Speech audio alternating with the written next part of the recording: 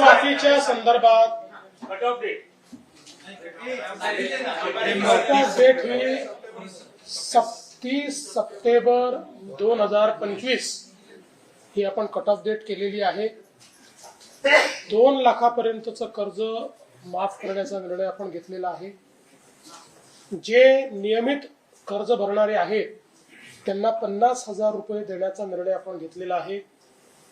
समितीने ही सगळी माहिती आता जमा करणं सुरू केलेलं आहे। बँकांकडनं आतापर्यंत जेवढी माहिती उपलब्ध झाली आहे, अजून बऱ्याच बँकांची माहिती येणं बाकी आहे, त्यात आतापर्यंत 28 ते 30 लाख शेतकऱ्यांची माहिती आलेली आहे। पूर्ण माहितीचं संकलन हे जवळपास 15-20-25 दिवसात होईल। हे कर्जाचे अकाउंट्स आहेत आणि साधारण अंदाज असा आहे की 20-1 लाख अकाउंट्स हे ज्यांनी नियमित भरलेलं आहे, ज्यांना आपल्याला 50,000 रुपये द्यावे लागणार आहेत, असं त्याचा अंदाज आहे। त्यामुळे नाही, काही त्याला अल्पभूधारक वगैरे अजून तरी काही आपण असं कुठला त्याचा निर्णय केलेला नाही। साधारण आपण नेहमी करताना 2 हेक्टर पर्यंतचा करतो, त्यामुळे अल्पभूधारक नाही, बहुभूधारक त्याच्यात येतात। पण त्यातही अजून जास्तीत जास्त लोकांना ती कशी मिळेल असा आमचा प्रयत्न असणार आहे। रेस्ट्रिक्टिव्ह आम्ही जात नाही आहोत, जास्तीत जास्त कसा मिळेल। त्यामुळे पूर्ण माहिती आली की एक्झॅक्ट तुम्हाला नंबर आम्ही देऊ। आणि साधारणपणे आमचा प्रयत्न असा आहे की आपल्याकडे आता ॲग्री स्टॅक आहे, ॲग्री स्टॅक मध्ये आपण फार्मर आयडी तयार केलेला आहे। कारण जुन्या सगळ्या कर्जमाफींमध्ये आम्हाला वारंवार हा प्रश्न निर्माण होतो की बँका कुठले अकाउंट देतात हे अनेक वेळा म्हणजे व्हेरीफाय करायला आपल्याकडे काही फारसा सोर्स नसतो। म्हणून ॲग्री स्टॅक आणि आधार ऑथेंटिकेटेड त्या ॲग्री स्टॅकला जॉईंट असलेला अकाउंट, अशा पद्धतीनं त्याचं आर्किटेक्चर आम्ही तयार करणार आहोत।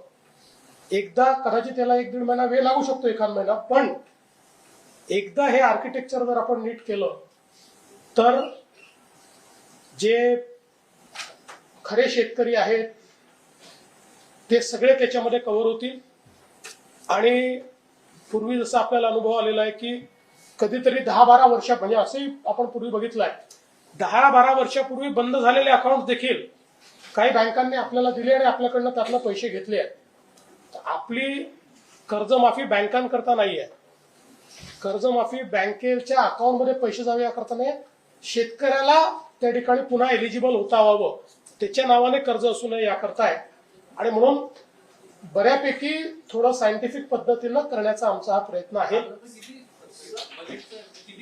नाही, हा बोजा तेव्हाच लक्षात येईल जेव्हा आज आता बघा, जसं आपण एक साधारण अंदाज घेतला तर या ठिकाणी मागची जी कर्जमाफी झाली होती त्या कर्जमाफीमध्ये 20,000 कोटी रुपये लागले होते शेतकऱ्यांकरता।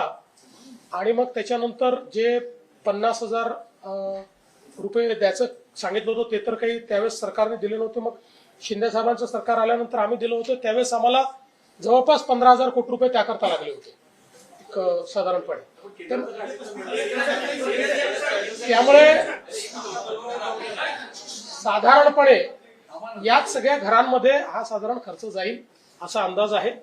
पण अरे बाबांनो, आता प्रत्येकाला वेगळं सांगणार आहे का?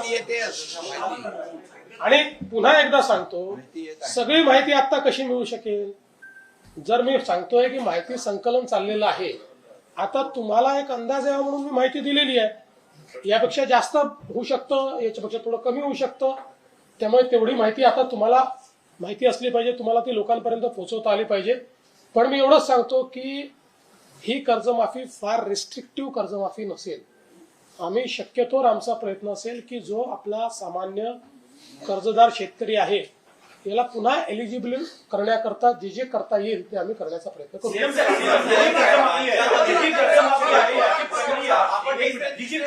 याची प्रक्रिया मोस्टली शेतकऱ्यांना आपण जून महिन्यामध्ये नवीन कर्ज वाटप करतो, त्याच्यामुळे जर मे पर्यंत किंवा जूनच्या पहिल्या आठवड्यापर्यंत ही कर्जमाफी आपण दिली तर ते शेतकरी नवीन कर्जासाठी पात्र ठरणार, याची काय? आम्ही त्याची कालमर्यादा कर्जमाफीच्या आधीच घोषित करून टाकली।